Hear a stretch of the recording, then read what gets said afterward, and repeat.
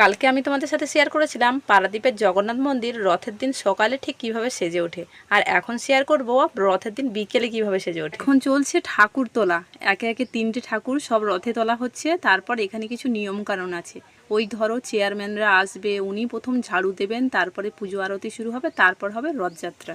এদিকে দেখো জনসংখ্যা আস্তে আস্তে বাড়তে শুরু করেছে।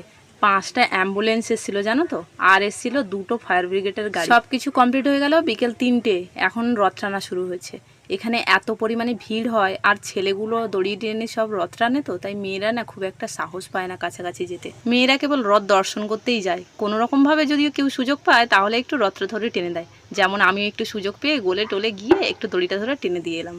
এত জনসংখ্যার মধ্যে ওই মেয়েগুলো দেখো কত সুন্দর নাচ করছে। ওরা ওড়িশি গানে নাচ করছে, রথের আগে আগে নেচে নেচে এইভাবে যাচ্ছে। এই যে আমরা পেয়ে গেলাম ঠাকুরের ভোগ, সাথে এরকম ঠান্ডা পানীয়। যাই হোক, ব্লগটা